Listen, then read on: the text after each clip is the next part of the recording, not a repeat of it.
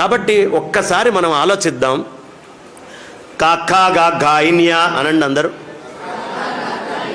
కొంచెం మెల్లిగానే అంటున్నారు. పాత ఎప్పుడో స్కూల్లో చదువుకున్నాం, మళ్ళీ బయటికి ఇది చెప్పుకోవడానికి ఇలా నలుగురు కలిస్తే తప్ప విడిగా కాకా గా గాయిన్యా అంటే నవ్వుతారు పిల్లలు కూడా. కాబట్టి ఇక్కడే చెప్పుకుందాం. కాకా గా గాయిన్యా.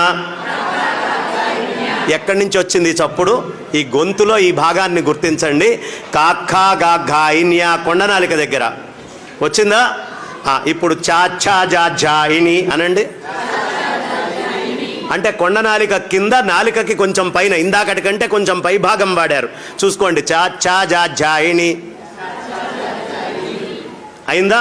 దానికంటే కొంచెం పైకి వస్తున్నారు. ఎలా చెక్కారో చూడండి అసలు అక్షరాలని. టాఠా డా ఢా అణ ఎక్కడి నుంచి వచ్చింది? మధ్య నాలిక నుంచి వచ్చిందా? అది మడవకుండా టాఠా డా ఢా అణ అనండి చూస్తా. టాఠా డా ఢా అణ. ఋషి ఎలా చెక్కాడో చూడండి అక్షరాలని. నెక్స్ట్ తాథా దా ధానా. నాలిక కొస వాడకుండా అనండి. ఎవరు అన్నారే నాలిక కొస వాడకుండా అనండి అంటే. తాథా దా ధానా అనగలరా? లేదు కదా. మళ్ళీ పెదాలు వాడకుండా పాపా బా భామా.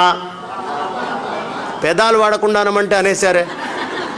అనగలరా? పాపా బా భామా అని పెదాలు వాడకుండా. మన ఋషి ఎంత చక్కగా అక్షరాలను చెక్కాడో చూడండి. ఒక తపస్సు చేయిస్తున్నాడు. ఇక్కడి నుంచి ఇక్కడి దాకా అక్షరాలతోటి తపస్సు చేయిస్తున్నాడు. నేను ఈ మధ్య అనుకోకుండా ఒక హాస్పిటల్ దగ్గరికి వెళ్ళటమైంది. మాకు తెలిసిన మిత్రుడిని తీసుకొని వెళ్ళాను. ఆయనకి చెయ్యి ఇట్లా వణుకుతోందమ్మా. చెయ్యి వణుకుతోంది. వణుకుతుంటే డాక్టర్ కృష్ణ సుబ్రహ్మణ్యం గారిని ఇవాళ పాపం ఆయన ఇవాళ కూడా నేను కలవటమైంది. ఆర్థోపెడిక్ ఆయన, న్యూరో ఆయన కూడా పక్కన కూర్చొని ఉన్నారు. ఏమండి చెయ్యి ఇలా వణుకుతోంది అన్నాడు. అంటే ఆయన మామూలుగా ఏదో టెస్ట్ చేయాలి కదా. ఆయన ఏమడిగాడంటే, ఏమండి దృష్టద్యుమ్నుడు దృష్టద్యుమ్నుడు దృష్టద్యుమ్నుడు అని ఆగకుండా 10 సార్లు అనండి అన్నాడు. ఈయన డాక్టరా వేదాంతే, మేం చెప్పాల్సిన ప్రవచనం ఏం చెప్తున్నాడు ఏంటి అని అనుమానం వచ్చింది. సరే ఈయన అంటున్నాడు, మాట రావట్లేదు.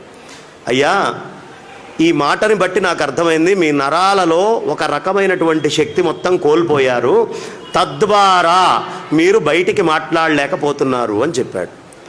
ఇప్పుడు చూడండి, ముసలివాళ్ళు అయ్యాక స్వరం ఇంత గట్టిగా కంఠం ఇలా ఉంటుందా? ఎందుకు? నరాలలో సత్తువ తగ్గితే నోట్లో మాటలో తేడా వస్తుంది. అంటే మాటకి నరాలకి తేడా ఉంది. పక్షవాతం వచ్చింది, మాటలో తేడా వస్తుందా?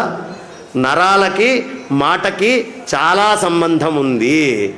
నరాలకి మాటకి చాలా సంబంధం, చాలా దగ్గర సంబంధం ఉంది. ఇది మన ఋషులకి తెలుసు. అందుకనే చిన్న వయస్సు నుంచి మనతోటి రకరకాలైనటువంటి పద్యాలు, శ్లోకాలు, అక్షరాలు. మా తాతయ్య గారి పుస్తకంలో ఉండేది. పశర్లపాటి వాసుదేవయ్య శాస్త్రి గారు చాలా అద్భుతంగా రామాయణము, వాసుదేవ రామాయణం అని రాశారు. ఆయన సంస్కృతాంధ్ర పండితులు అభినవ నన్నయ్య భట్టారక అని ఉభయ భాషా ప్రవీణ. ఆయన భూభృద్భిక్కుధరోద్ధరోద్ధిత సురద్విచ్చిచ్చరభ్రాడ్ధను పృథ్వీధ్రేద్ధృతరోషధీడ్కరుచి వాగ్వక్త్రక్షరేడక్షర ఇలా రాసుకుండేవాళ్ళు. ఆ పుస్తకం తీసి చదువుతుంటే అబ్బా ఎంత గొప్పగా ఉంది అని. మళ్ళీ అది నోట్లో తిరగాలి అంటే ఇది సాధన చేసి ఇది చదివేటటువంటి వాడికి అనారోగ్యం తొందరగా రాదట. 1 కిలోమీటర్ ఉరికితే ఎలాంటి శక్తి వస్తుందో మీకు నరాల్లోకి, గట్టి పద్యమో ఒక స్తోత్రమో ఒక నామమో ఆగకుండా చేస్తే అలాంటి శక్తి వస్తుంది. కాబట్టి ఉరుక్కుంటూ వెళ్ళలేరుగా వయసు పెరిగిన తర్వాత. లేదా ఉరకగలిగితే జాగింగ్ చేయగలిగిన వాళ్ళు చేయొచ్చు, వాళ్ళు అక్కర్లా, వాళ్ళు మాట్లాడకుండా ఉంటేనే ఉత్తమం. కానీ జాగింగులు ఎక్సర్సైజులు చేయలేని వాడు కొవ్వు కరిగించుకోవడానికి నోట్లో శక్తిని ఎనర్జీని పెంచుకోవాలంటే ఏం చేయాలయ్యా? వాగగ్ని, వాయువు అనేటటువంటిది అగ్ని. ఈ అగ్ని ఎప్పుడు వస్తుందండి బయటికి? కొలెస్ట్రాల్ అనేటటువంటిది కరిగితే అప్పుడు అగ్ని నోట్లో నుంచి బయటకు వస్తుంది. కాబట్టి వాక్కు అనేటటువంటి అగ్ని వాయుస్సంధానం ఉపనిషత్తు చెప్తుంది. ఈ విధంగా గనక మీరు స్తోత్రం పిల్లలకి రోజు ఏదో ఒక స్తోత్రం గనక నేర్పిస్తూ చెప్తూ పోతూ ఉంటే చాలా బలిష్ఠులు, బలాఢ్యులు, శక్తివంతులు, బలవంతులు అవుతారు. అది ఆంగ్లంలో చెప్తే వాడు ఎలా చెక్కాడో మనకు తెలియదుగా. మన ఋషి అయితే చాలా అద్భుతంగా చెక్కి దీన్ని పెట్టాడు.